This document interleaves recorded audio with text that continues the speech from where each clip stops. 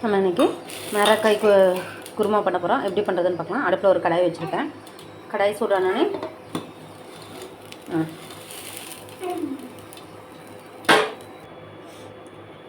இப்போ கடாய் சூடாயிடுச்சு. எண்ணெய் ஊற்றிட்டேன்.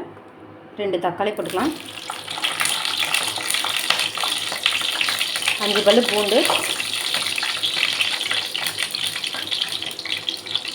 2 கைப்பிடி வெங்காயம், பெரிய வெங்காயம் தான் போட்டிருக்கேன்.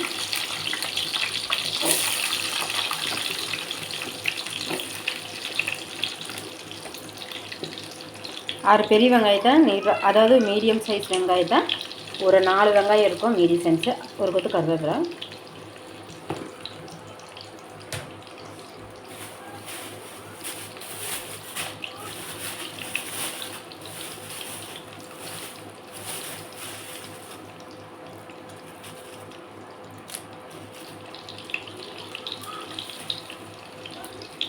நாலு வரமிளகாய் கிள்ளி போட்டலாம்.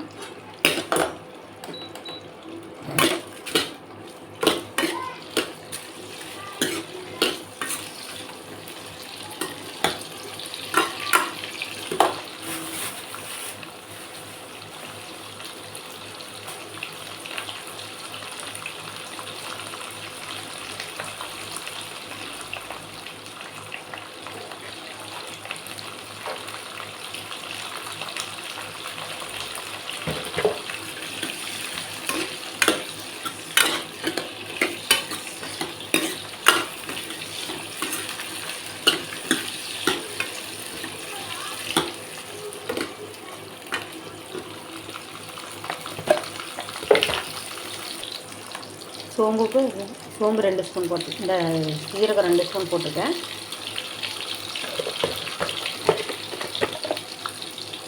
ஸ்பூன் சோம்பு, 2 கிராம்பு போட்டிருக்கேன். பட்டை,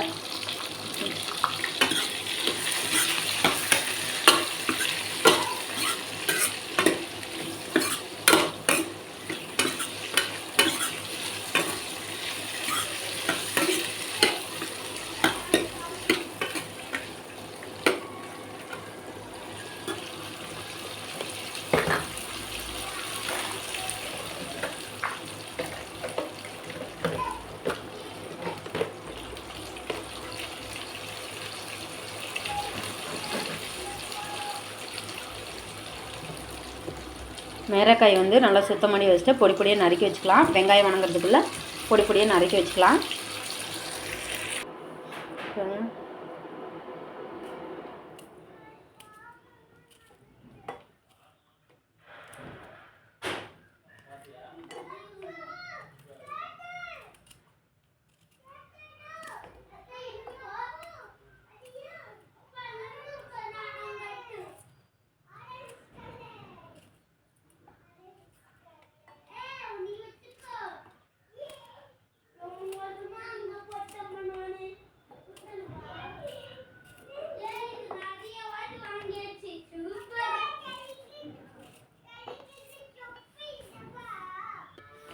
ஒரு கைப்பிடி தேங்காய் துண்டு துண்டாக நறுக்கி போட்டேன். நீங்கள் துருவி போட்டாலும் சரி, எப்படி போட்டாலும் சரி.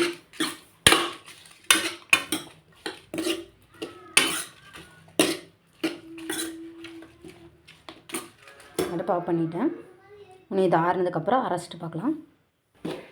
பாருங்கள், அரைச்சிட்டு வந்தாச்சு. நல்லா, அதாவது 90% மட்டும் அரைச்சிட்டு வந்திருக்கேன். எண்ணெய் ஊற்றி கடுகு போடுறேன்.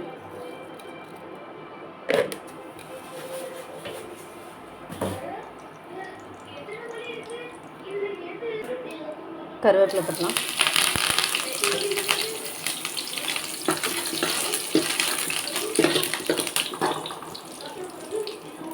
மேரக்காய் பொடி பொடியாக கட் பண்ணி வச்சுருக்கேன், அதை போட்டலாம்.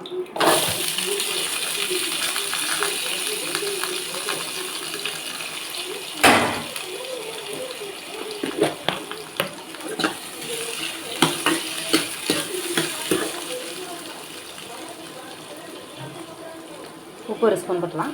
நீங்கள் தேவையான அளவு போட்டுக்கோங்க. நான் குழம்புக்கு தேவையான அளவு போட்டுக்கேன்.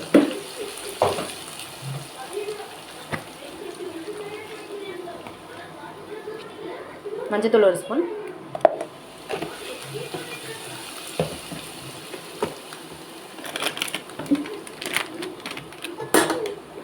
2 ஸ்பூன் கொத்தமல்லி தூள் போட்டுக்கலாம்.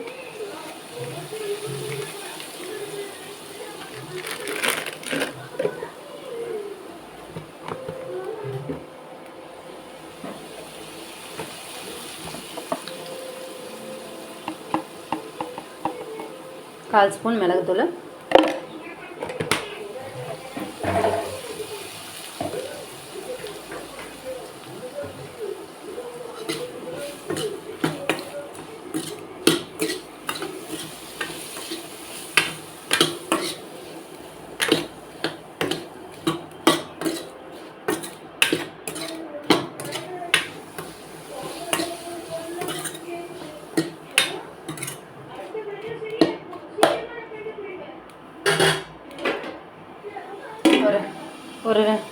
ஒரு 5 நிமிஷம் வந்து நல்லா இப்போ அடுப்பு சிம்மிலேயே ஃப்ரை ஆகட்டும்.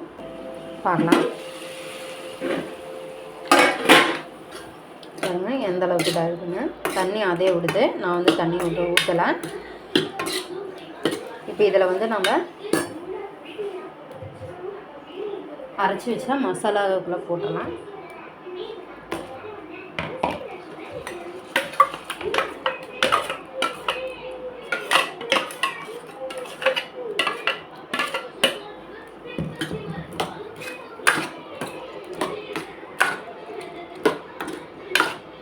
இட்லி தோசைக்கெல்லாம் வந்து கிரேவி மாதிரி தான் நல்லாயிருக்கும். நான் வந்து சாதத்துக்கு தான் செய்கிறேன். அதனால் வந்து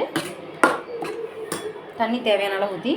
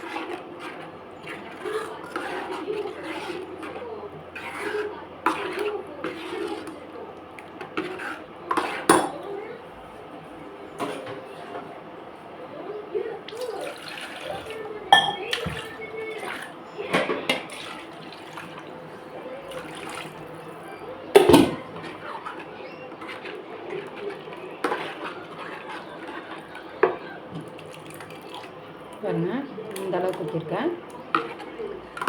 நல்லா கொதிச்சு காய் வெந்து வரும்போது தண்ணி நல்லா இதாக இருக்கும். மூடி போட்டு வச்சிடலாம்.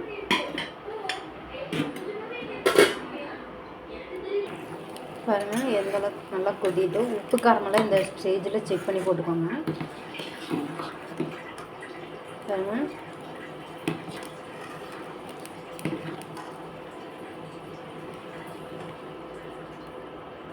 இன்னும் காய் வேகலை. பாருங்கள் நல்லா வேகட்டும். இப்போ தான் ஒரு கொதி வந்திருக்கு. பாருங்கள் குழம்பு ரெடி ஆகிடுச்சு.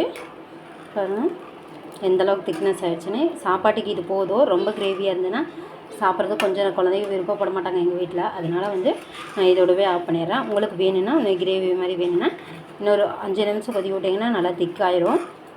பாருங்கள் இது போல் செஞ்சு பார்த்துட்டு எப்படி இருக்குதுன்னு சொல்லி லைக் பண்ணுங்கள், ஷேர் பண்ணுங்கள், சப்ஸ்கிரைப் பண்ணுங்கள். கூடவே இருக்கிற பெல் பட்டனை கிளிக் பண்ணுங்கள். அப்போ தான் நாங்கள் போகிற வீடியோ உடனுக்குடனே வரும்.